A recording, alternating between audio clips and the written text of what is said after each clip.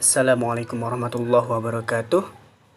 Perkenalkan, nama saya Nizar Nurhalik, NIM 19101167, kelas MPI 19A, akan menjelaskan mengenai maqasidul ibadah, yaitu tentang sholat, puasa, dan haji, dengan dosen pengampu Dr. Zulkarnain Muhammad Ali, MSI.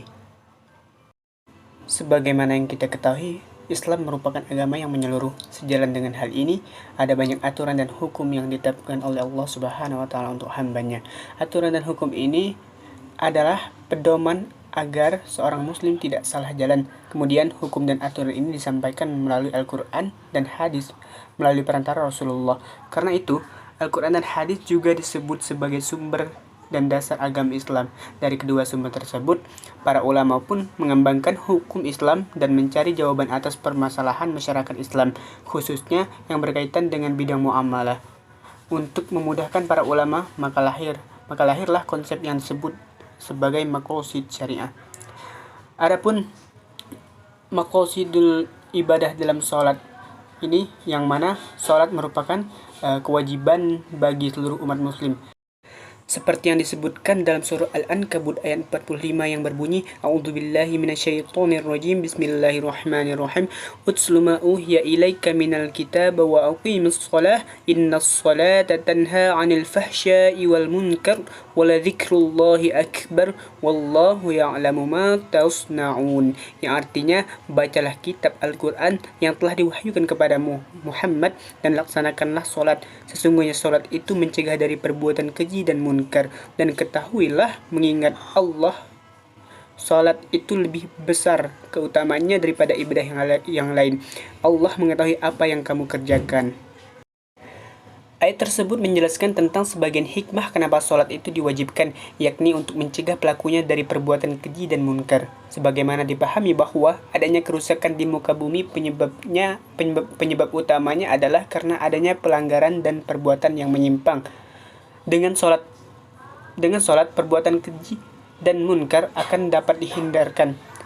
Terhindarnya manusia dari perbuatan keji dan munkar yang merugikan sebagaimana akibat dari salat yang dilakukannya, maka akan tercipta kemaslahatan. Kemaslahatan itu bukan saja kembali pada dirinya, tetapi juga kepada masyarakat secara luas, dan akan tercipta kehidupan yang aman, tentram, dan penuh kedamaian. Selanjutnya yaitu maqasidul ibadah dalam puasa, yang mana telah disebutkan dalam Al-Baqarah ayat 183 yang berbunyi, A'udzubillahi minasyaitonirrajim, Bismillahirrahmanirrahim, Ya ayyuhalladzina amanu kutiba alaikumus shiyamu kama kutiba alal ladzina min qablikum la'allakum tattaqun. Yang artinya, wahai orang-orang yang beriman, diwajibkan atas kamu berpuasa sebagaimana diwajibkan atas orang sebelum kamu agar kamu bertakwa.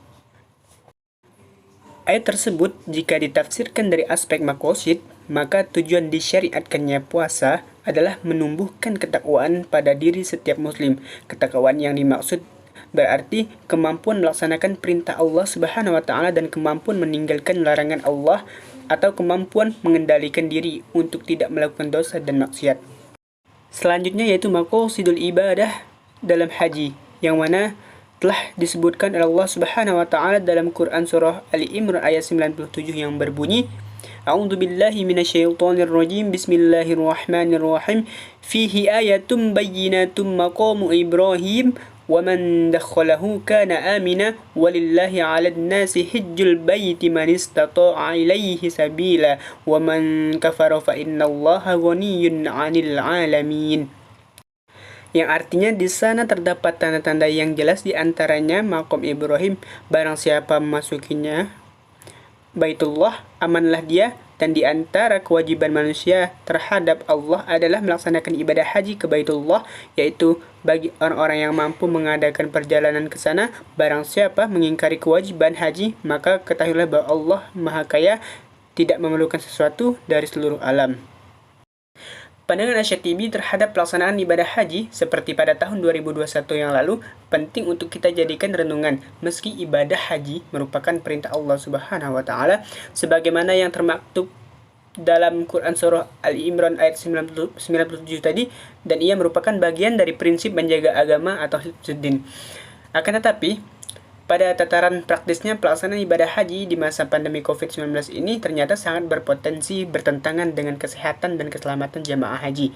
Tentu kesehatan dan keselamatan atas jiwa manusia sebagai dari menjaga jiwa atau hifzun nafs menjadi kebutuhan yang harus diprioritaskan dibanding dengan pelaksanaan haji itu sendiri.